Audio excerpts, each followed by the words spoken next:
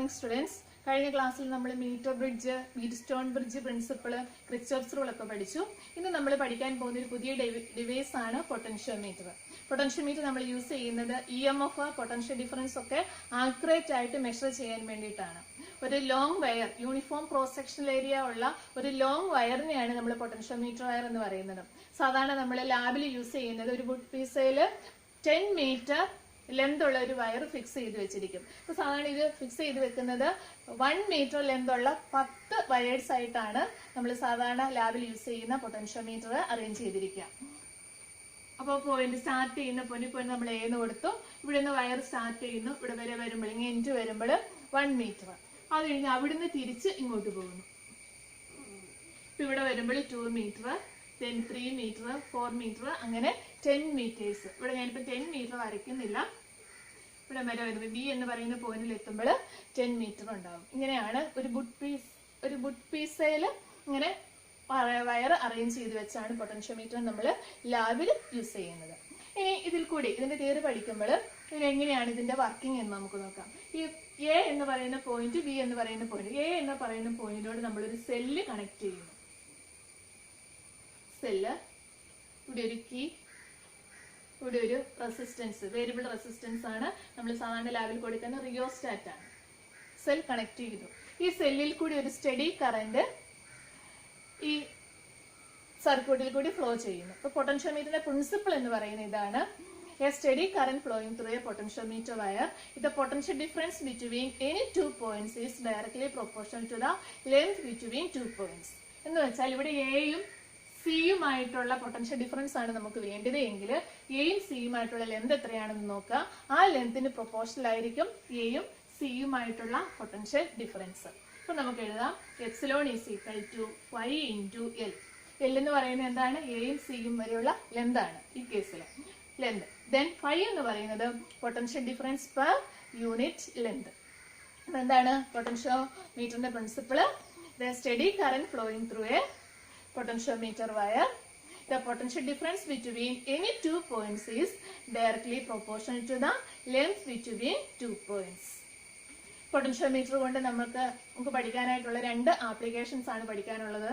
ഒന്ന്, compare the EMF of 2 cells. 2 സെല്ലുകൾ തന്നാൽ അതിന്റെ EMF കമ്പയർ ചെയ്യുക. രണ്ടാമത് നമുക്ക് പഠിക്കാനുള്ളത് internal resistance of the cell. നമ്മൾ കഴിഞ്ഞ ക്ലാസ്സിൽ പഠിച്ചാണ് സെല്ലിന്റെ ഇന്റേണൽ റെസിസ്റ്റൻസ്. അപ്പോൾ ഒരു സെല്ലിന്റെ ഇന്റേണൽ റെസിസ്റ്റൻസ് കാൽക്കുലേറ്റ് ചെയ്യാൻ വേണ്ടി നമ്മൾ പൊട്ടൻഷ്യോമീറ്റർ യൂസ് ചെയ്യുന്നു. അതുപോലെ compare the EMF of 2 cells.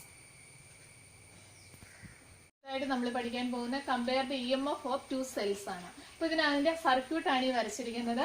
Primary circuit എല്ലാ കേസിലും ഒരുപോലെ തന്നെയാണ്. സെക്കൻഡറിയിലാണ് വ്യത്യാസം വരിക. അപ്പൊ ഇവിടെ 2 സെല്ലിന്റെ EMF ആണ് കമ്പയർ ചെയ്യേണ്ടത്. അപ്പൊ നമ്മള് എ പോയിന്റിനോട് കൂടി ഫസ്റ്റ് സെല്ല് അതിന്റെ EMF എന്ന് പറയുന്നത് എപ്സിലോൺ 1 ആണ്. അത് കണക്ട് ചെയ്തിരിക്കുന്നത്. അതിന്റെ പോസിറ്റീവ് ടെർമിനൽ കണക്ട് ചെയ്തിരിക്കുന്നു. അതിന്റെ നെഗറ്റീവ് ടെർമിനൽ ഒരു 2-വേ കെയുടെ മുകളിലത്തെ എൻഡിലേക്ക് കണക്ട് ചെയ്തിരിക്കുന്നു. അതുപോലെ സെക്കൻഡ് സെല്ലും അതിന്റെ പോസിറ്റീവ് എയിലേക്ക് കണക്ട് ചെയ്തിരിക്കുന്നു. നെഗറ്റീവ് ഒരു 2-വേ കീയുടെ ലോവർ എൻഡിലേക്ക് കണക്ട് ചെയ്തിരിക്കുന്നു. അപ്പൊ ഈ 3 മൊട്ടായിട്ട് കാണിച്ചിരിക്കുന്നതാണ് 2-വേ കീ. 2 തരത്തിൽ നമുക്ക് ആ കീ യൂസ് ചെയ്യാം. അതിന്റെ 2-വേ കീയുടെ മിഡിൽ പോർഷനിൽ നിന്ന് ഒരു ഗാൽവനോമീറ്ററിലേക്ക് കണക്ട് ചെയ്തിരിക്കുന്നു. അവിടെ നിന്ന് ജോക്കിയിലേക്ക് കണക്ട് ചെയ്തിരിക്കുന്നു. ഇവിടെ ശ്രദ്ധിക്കേണ്ട ഒരു കാര്യം എന്ന് പറയുന്നത് എയിലേക്ക് 3 സെല്ലിൽ നിന്നുള്ള കണക്ഷൻ വരുന്നുണ്ട്. പ്രൈമറി സർക്യൂട്ടിലെ 1 സെല്ലും സെക്കൻഡറി സർക്യൂട്ടിലെ 2 സെല്ലും. അപ്പൊ ഈ 3 സെല്ലിന്റെയും പോസിറ്റീവ് ആണ് എയിലേക്ക് വരുന്നത്. ആ കാര്യം നമ്മൾ കണക്ഷൻ കൊടുക്കുമ്പോൾ ഓർത്തിരിക്കണം. ഇനി നമ്മൾ എങ്ങനെയാണ് ഇത് ചെയ്യുന്നത്, എങ്ങനെയാണ് കമ്പയർ ചെയ്യുന്നത് എന്നാണ് നോക്കാൻ പോകുന്നത്. അപ്പൊ ആദ്യം നമ്മൾ K1 ഫസ്റ്റ് സെല്ല് സർക്യൂട്ടിൽ ഇൻക്ലൂഡ് ചെയ്യുന്നു. അതിനുവേണ്ടി കീ K1 ക്ലോസ്ഡ് ആക്കുന്നു, K2 ഓപ്പൺ ആക്കുന്നു. അപ്പൊ ഫസ്റ്റ് സെല്ല് സർക്യൂട്ടിൽ വരും. അതിനുശേഷം നമ്മൾ ജോക്കി എയിൽ നിന്ന് മൂവ് ചെയ്യുന്നു. എ എൻഡിൽ നിന്ന് മൂവ് ചെയ്ത് ഒരു പർട്ടിക്കുലർ വാല്യൂവിൽ എത്തുമ്പോൾ നമ്മൾ അതിനെ ആ ലെന്തിന് നമ്മൾ L1 എന്ന് നമ്മൾ വിളിക്കുന്നു. L1 ലെന്തിൽ എത്തിക്കഴിയുമ്പോൾ എന്ത് സംഭവിക്കും? ഗാൽവനോമീറ്റർ ഡിഫ്ലക്ഷൻ 0 കാണിക്കുന്നു. അപ്പൊ ഇതാണ് അതിന്റെ ബാലൻസിങ് ലെന്ത് എന്ന് പറയുന്നത്. അപ്പൊ ഈ കേസിൽ നമ്മൾ ഒരു ക്രിച്ചോഫ്സ് റൂള് അപ്ലൈ ചെയ്യുന്നു. ക്രിച്ചോഫ്സിന്റെ ലൂപ്പ് റൂള് അവിടെ നമ്മൾ അപ്ലൈ ചെയ്യുന്നു. ഇവിടെ നമ്മൾ എടുക്കുന്ന ലൂപ്പാണ് A J G epsilon 1 A. അതായത് ഫസ്റ്റ് കേസിൽ കീ K1 ക്ലോസ്ഡ് ആണ്, K2 ഓപ്പൺ ആണ്. എയിൽ നിന്ന് ജോക്കി മൂവ് ചെയ്ത് ഒരു പർട്ടിക്കുലർ വാല്യൂവിൽ 0 ഡിഫ്ലക്ഷൻ കിട്ടി. ആ വാല്യൂ ആണ് L1 എന്ന് പറയുന്നത്. അപ്പൊ ഈ ലൂപ്പിൽ നമ്മൾ എടുത്തു കഴിഞ്ഞാൽ നമ്മൾ ലൂപ്പ് റൂൾ അപ്ലൈ ചെയ്ത് കഴിയുമ്പോൾ നമുക്ക് ഇവിടെ കിട്ടും -5L1 + 0 + ε1 = 0. അതായത് ഇങ്ങോട്ടാണ്, കാരണം ഡയറക്ഷൻ ഇങ്ങോട്ടാണ്, ലൂപ്പ് എടുക്കുന്നത് ഇങ്ങോട്ടാണ്. അപ്പൊ നമുക്ക് അവിടെ വരുമ്പോൾ പൊട്ടൻഷ്യൽ ഡിഫറൻസ് നമ്മൾ കഴിഞ്ഞ ക്ലാസ്സിൽ പഠിച്ചതനുസരിച്ച് മൈനസ് ആയിട്ട് കിട്ടും. ഗാൽവനോമീറ്ററിലെ കറണ്ട് 0 ആണ്, അതുകൊണ്ട് അവിടുത്തെ പൊട്ടൻഷ്യൽ ഡ്രോപ്പ് അല്ലെങ്കിൽ പൊട്ടൻഷ്യൽ ഡിഫറൻസ് എന്ന് പറയുന്നത് എന്താണ് 0 വരും. പിന്നെ നെഗറ്റീവിൽ നിന്ന് പോസിറ്റീവിലേക്കാണ് നമ്മൾ എടുക്കുന്നത്. അപ്പൊ ഇവിടെ എന്ത് വരും? ε1 പോസിറ്റീവായിട്ട് വരും. അപ്പൊ നമുക്ക് അടുത്ത സ്റ്റെപ്പിൽ ഒന്നുകൂടി മാറ്റി എഴുതാം. 5L1 = ε1, equation 1. ഇനി നമ്മൾ അടുത്ത സെക്കൻഡ് സെല്ല് സർക്യൂട്ടിൽ ഇൻക്ലൂഡ് ചെയ്യാൻ പോവാണ്. അപ്പൊ K1 ഓപ്പൺ ആക്കുന്നു, K2 ക്ലോസ്ഡ് ആക്കുന്നു. അപ്പൊ ε2 ഉള്ള സെല്ല് സർക്യൂട്ടിൽ വരുന്നു. ഇവിടെ നമ്മൾ ലൂപ്പ് റൂൾ അപ്ലൈ ചെയ്യുന്നു. ഇവിടുത്തെ ലൂപ്പ് എന്ന് പറയുന്നത് ഏതാണ്? AJG ε2A ആണ്. ഇവിടെ നമ്മൾ റിച്ചോർസ് ലൂപ്പ് റൂൾ കൊടുത്തു കഴിഞ്ഞാൽ എന്ത് വരും? -5L2. അതായത് ഇവിടെ നമ്മൾ ആദ്യം മുതൽ എ മുതൽ ജോക്ക് മൂവ് ചെയ്യുന്നു. ഒരു പർട്ടിക്കുലർ വാല്യൂവിൽ ചെല്ലുമ്പോൾ ഇവിടെ 0 ഡിഫ്ലക്ഷൻ കിട്ടുന്നു. ആ ലെന്താണ് ഇതെന്ന് പറയുന്നത് L2 കൊണ്ട് നമ്മൾ റെപ്രസെന്റ് ചെയ്തു. അപ്പൊ അതാണ് 5L2 + 0 + ε2 = 0. Then 5L2 = എന്ത് വരും? ε2 വരും. ഇക്വേഷൻ 2. From 1 and 2 എന്ത് വരും? ε1/ε2 = L1/L2.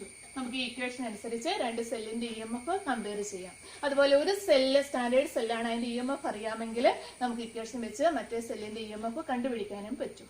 വളരെ ഇമ്പോർട്ടന്റ് ആണ്. അതിന്റെ കണക്ഷൻ ഡയഗ്രാം പഠിക്കണം, ഇക്വേഷൻ പഠിക്കണം. തിയറിയിലും ലാബിലും നമ്മൾ ഈ എക്സ്പെരിമെന്റ് ചെയ്യുന്നതാണ്. ε1/ε2 = L1/L2. ഓക്കെ, അടുത്ത ആപ്ലിക്കേഷൻ ആണ് determination of internal resistance of cell. അതിന് ഉള്ള സർക്യൂട്ടാണ് വരച്ചിരിക്കുന്നത്. പ്രൈമറി സർക്യൂട്ട് ഇവിടെയും സെയിം തന്നെയാണ്. സെക്കൻഡറി സർക്യൂട്ടിൽ നമ്മൾ സെല്ല്, ഈ സെല്ലിന്റെയാണ് നമുക്ക് EMF EMF ഉള്ള സെല്ലിന്റെ ആണ് ഇന്റേണൽ റെസിസ്റ്റൻസ് നമുക്ക് കണ്ടുപിടിക്കേണ്ടത്. ഇന്റേണൽ റെസിസ്റ്റൻസ് റെപ്രസെന്റ് ലെറ്റർ ആണ് സ്മോൾ ലെറ്റർ R. അപ്പൊ എയിൽ നിന്ന് ഏതാണോ കണ്ടുപിടിക്കേണ്ട സെല്ല് അതിന്റെ പോസിറ്റീവിലേക്ക് കണക്ഷൻ കൊടുക്കുന്നു.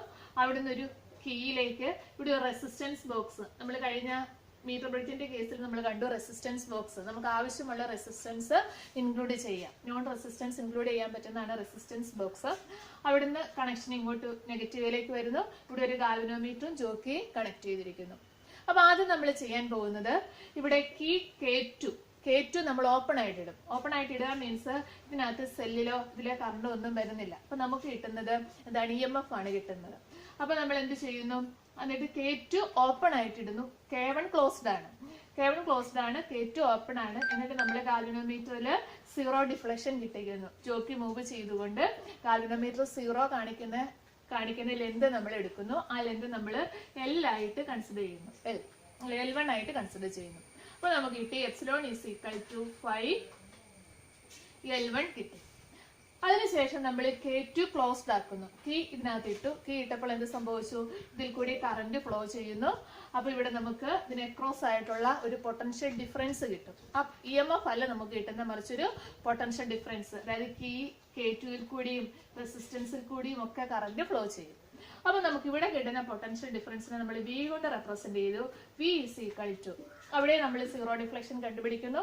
അവിടെ നമുക്ക് കിട്ടുന്ന ലെന്താണ്? 0 ഡിഫ്ലക്ഷന് കറസ്പോണ്ടിങ് ആയി കിട്ടുന്ന ബാലൻസിംഗ് ലെന്താണ്? L2. V = 5L2. ഇതിൽ നിന്ന് നമ്മൾ ε/V കാണുന്നു.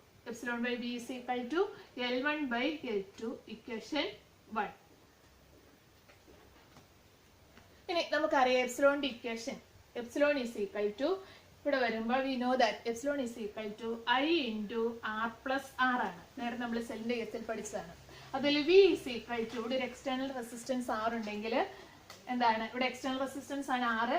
ഈ R എന്ന് പറയുന്നത് ഇന്റേണൽ റെസിസ്റ്റൻസ് ആണ്. അപ്പൊ ഇവിടുത്തെ EMF എന്ന് പറയുന്നത് I × R + R ആണ്. ഇനി ഇവിടുത്തെ വോൾട്ടേജ് എന്ന് പറയുന്നത് പൊട്ടൻഷ്യൽ ഡിഫറൻസ് V = എന്ത് വരും? I × R വരും. അപ്പൊ ഇതിൽ നിന്ന് നമ്മൾ ε/V കണ്ടുപിടിക്കുന്നു. രണ്ടിലും I ഉണ്ട്. I ക്യാൻസൽ ആയി പോകുന്നു. അപ്പൊ നമുക്ക് കിട്ടും എന്താണ്? R + R/R എന്ന് കിട്ടും. ഇക്വേഷൻ 2 കൊടുക്കുന്നു. From 1 and 2. From equation 1 and 2 നമുക്കറിയാം R + R/R = L1/L2.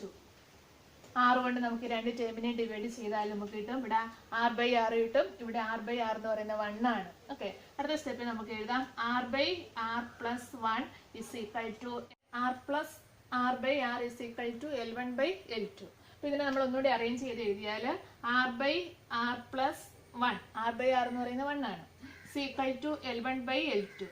അടുത്ത സ്റ്റെപ്പിൽ R by R is equal to L1 by L2 minus 1. Therefore, internal resistance small letter r is equal to r into L1 by L2 minus 1. ഇതാണ് internal റെസിസ്റ്റൻസിന്റെ equation.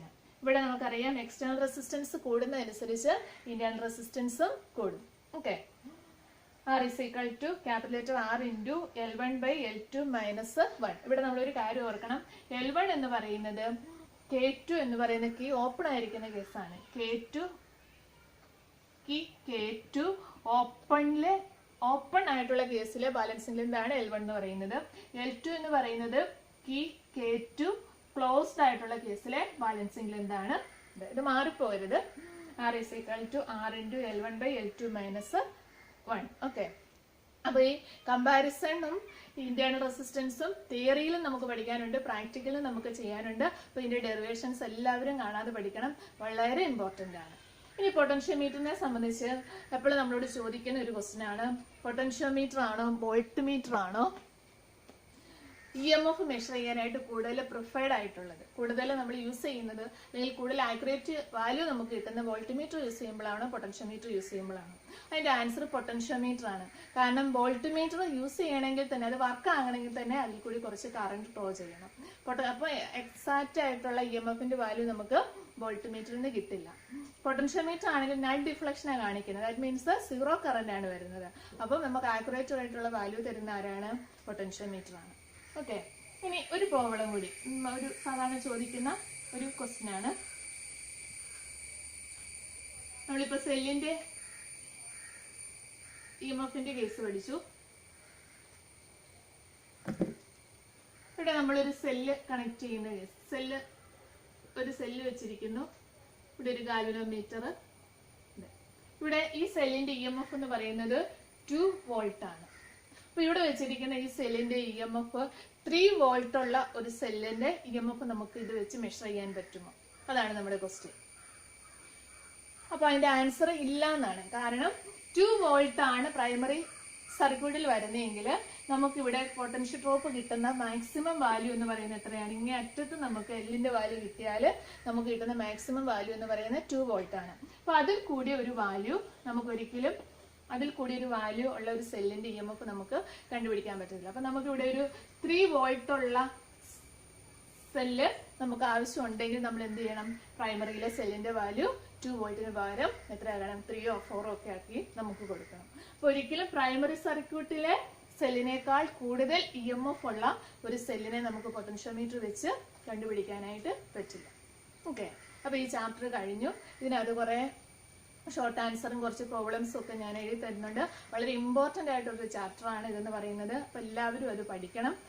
Derivations ഒക്കെ നമുക്കറിയാം, ആദ്യത്തെ ഭാഷ Ohm's law ഉണ്ടായിരുന്നു, അതുപോലെ ട്രിപ്റ്റ് കറന്റ്, ട്രിപ്റ്റ് വെലോസിറ്റി, പിന്നെ വന്നു കഴിഞ്ഞപ്പോൾ സെല്ലിന്റെ കേസ് നമ്മൾ പഠിച്ചു. റെസിസ്റ്റിവിറ്റി, ആ തിയറി വായിച്ചു തന്നെ പഠിക്കേണ്ട കാര്യങ്ങളാണ്. പിന്നെ നമ്മളിവിടെ വന്നപ്പോൾ Kirchhoff's rule, Wheatstone bridge principle, metre bridge, potentiometer, ഇതൊക്കെ എല്ലാവരും നല്ലവണ്ണം എഴുതി തന്നെ പഠിക്കണം. വളരെ ഇമ്പോർട്ടൻ്റ് ആയിട്ടുള്ളൊരു ചാപ്റ്ററാണ് കറണ്ട് ഇലക്ട്രിസിറ്റിയുടെ ചാപ്റ്റർ. നല്ല വെയിറ്റേജ് ഉള്ളൊരു ചാപ്റ്ററാണ്. പരീക്ഷയ്ക്ക് എക്സാം പോയിന്റ് ഓഫ് വ്യൂവിൽ വളരെ കൂടുതൽ ക്വസ്റ്റ്യൻസ് ചോദിക്കുന്ന ഒരു ചാപ്റ്ററാണ്. ഓക്കെ.